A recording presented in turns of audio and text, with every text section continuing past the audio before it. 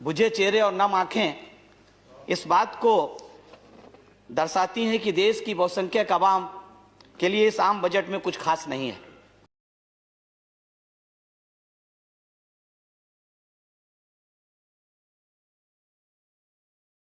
Minister honourable H D. Deve Gowda ji not present.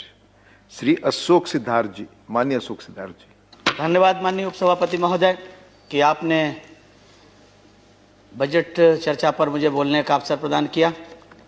मैं आभारी हूँ अपनी पार्टी की नेता आदरणीय बहन जी का कि उन्होंने मुझे पार्टी की ओर से बोलने के लिए अधिकृत किया।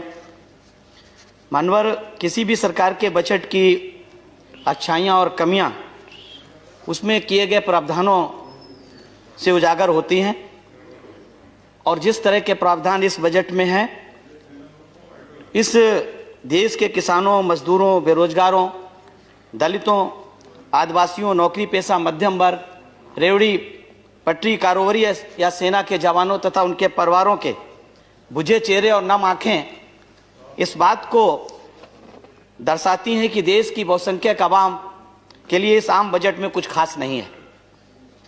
मानवर इसमें कोई संदेह नहीं है कि पिछले लगभग 1 वर्ष से कोरोना महामारी से उत्पन्न हालात ने भारत की अर्थव्यवस्था को भारी नुकसान पहुंचाया है, जिसके कारण मंदी की मार झेल रहा देश महामंदी की गिरफ्त में आ गया।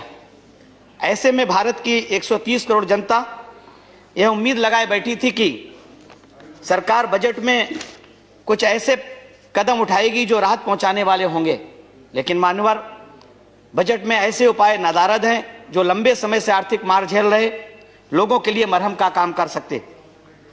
मान्यवर इस बजट ने देश के लोगों को, खासकर गरीबों, कामकाजी तबके, मजदूरों, किसानों या स्थायी रूप से बंद हुई औद्योगिक इकाइयों से हुए बेरोजगार हुए लोगों को निराश करने का काम किया है। माननीय उपसभापति महोदय, बजट जब लोकसभा में पेश होता है तो हर समाज, हर तबका, हर वर्ग के लोग उत्सुकता के साथ उसमें अपने समाज के बारे में सोचने का काम करते हैं कि उनके लिए क्या करें। मैंने इस बजट को बहुत गंभीरता से और ध्यान से पढ़ने का काम किया। बजट स्पीच को मुझे भी इसमें निराशा हाथ लगी है। मानवर सरकार ने जिस आक्रामक तेवर को अपनाते हुए नीति आयोग को विनिवेश के लिए नई कंपनियों को सूचीबद्ध करने एवं सरकारी संपत्तियों को मुद्रित करने के लिए कहा, इस बात को दर्शाता है कि सरकार गरीबों को और गरीब, अमीर को और अमीर बनाना चाहती है।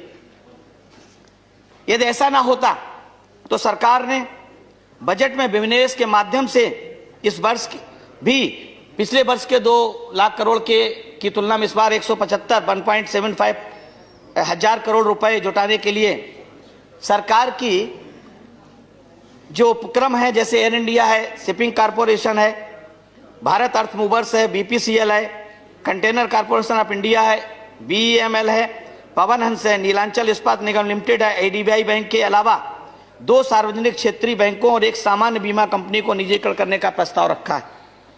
प्राइवेट कंपनियों को बिजली वितरण के लिए भी आह्वान किया है। सेंट्रल वेयरहाउस को किराए पर देने की या बेचने की बात कही है। माल भाड़ा ढोने वाली रेलगाड़ी या जो कॉरिडोर बनाने का काम, उसको भी प्राइवेट देने का काम किया है। मानवर घाटे को पूरा करने के लिए पैसा जुटाना सरकार की मजबूरी है, लेकिन उद्योगपतियों और पूंजीपतियों को लाभ पहुंचाने के लिए खासतौर से दलित, शोषित पिछड़ों की हिस्सेदारी पर डाका डालना कहीं से भी उचित नहीं है, क्योंकि जितने भी ये नवउद्योग, जिन उद्योगों को जो नवरत्न कहलाते थे, जो फायदे में चल रहे थे, चाहे बीपीसीएल हो, चाहे कंकोर हो या कंटेनर कॉरपोरेशन हो, जो फायदे में चलने वाले उद्योगों को एचपीसीए की पाइपलाइन हो, गैस पाइपलाइन, गेल की पाइपलाइन हो, इनको जब प्राइवेट सेक्टर में देंगे तो स्पष्ट है और सरकार इस बात को जानती है कि इस देश में प्राइवेट सेक्टर में आरक्षण नहीं है, और जब प्राइवेट सेक्टर में आरक्षण नहीं है तो बड़े पैमाने पर इसमें लाखों की संख्या में एससी, एसटी और ओबीसी के लोग जो आरक्षण का लाभ लेकर के लाभ मिलता था, क्या सरकार उस आरक्षण को देने का काम करेगी या प्राइवेट सेक्टर में आरक्षण के लिए कोई संशोधन लाने का काम करेगी?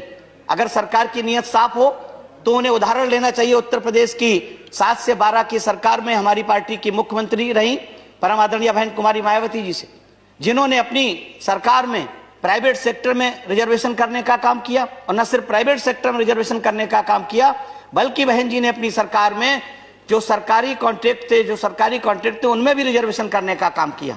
तो सरकार उनसे, ये सरकार भी उनसे प्राइवेट सेक्टर, भले प्राइवेट सेक्टर में दे, पैसे जुटाने का काम करे, लेकिन मेरा निवेदन सरकार से यह है कि प्राइवेट सेक्टर में पहले रिजर्वेशन लाए, जिससे 25% आबादी लगभग 80% की, 52% आबादी ओबीसी की, जो आजादी के 73 वर्ष बीत जाने के बाद भी जो भारत के संविधान में बाबा साहब डॉक्टर भीमराव अंबेडकर ने जिस आरक्षण की व्यवस्था की थी, उस आरक्षण को आज तक किसी भी सरकार ने, चाहे पहले यूपीए की सरकार रही हो या वर्तमान में एनडीए की सरकार जब जब आई है, तब तब इन्होंने निजीकरण को फायदा पहुंचाने का काम किया है।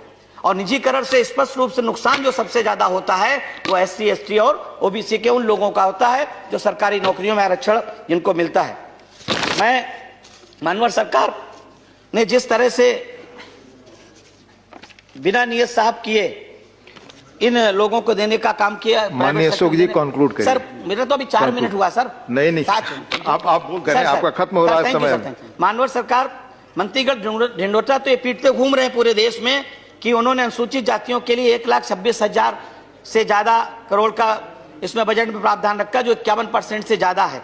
लेकिन मैं सरकार को बताना चाहता हूं कि नीति आयोग के अनुसार अनुसूचित जाति के उप सब प्लान में यह स्पष्ट कहा गया है कि इनके समग्र विकास के लिए इन समूहों की जनसंख्या के अनुपात में भारत सरकार को बजट का निर्धारण करना चाहिए। और 34.8 लाख करोड़ के बजट में अगर हम हिस्सेदारी देखें तो लगभग 6.5 लाख करोड़ की बनती है। सब मेरा सरकार से निवेदन है कि सरकार एससी, एसटी के लिए बजट में उनकी आबादी के हिसाब से हिस्सेदारी देने का काम करे। मानवर दलित छात्रों की शिक्षा हेतु भी सरकार ने पोस्ट मैट्रिक के लिए 3,416 करोड़ आवंटित किए हैं। मेरा सरकार से निवेदन है कि जो 6 साल में 35,200 करोड़ आवंटित प्रावधान किया गया है, उस प्रावधान में से अगर हम 6 वर्षों बराबर बांटे तो भी 5,000 करोड़ बनता है। मेरा सरकार से निवेदन है कि 5,000। धन्यवाद सर अपनी 4 लाइनें खत्म करके सर बस। धन्यवाद सर, 1 सेकंड सर। धन्यवाद सर, अभी माननीय मंत्री जी ने कहा है, मैं ये कहना चाहता हूं कि इस तरह की तकरीरें हुई, चुनौतियां देने का काम भी किया गया, मंडियां खत्म करने की बात की नहीं हुई गई। मैं इन 4 लाइनों के साथ कि सदन में धन्यवाद। मैं आपका समय बहुत पहले पूरा हो चुका है। 10 सेकंड माननीय सदन में सर 10 सेकंड सर 10 सेकंड सदन में तकरीरें हुई हैं। मैं 4 लाइनों के साथ कि नीम के रस में मिला जहर तो मीठा हो गया, नीम के रस में मिला जहर तो मीठा हो गया, झूठ उसने इस कदर बोला कि सच्चा हो गया। धन्यवाद। झूठ उसने इस कदर बोला धन्यवाद सच्चा हो गया। धन्यवाद। उजला था माननीय विनय विश्वम जी, लोग थोड़ी देर को समझे, माननीय विनय विश्वम जी, थैंक यू।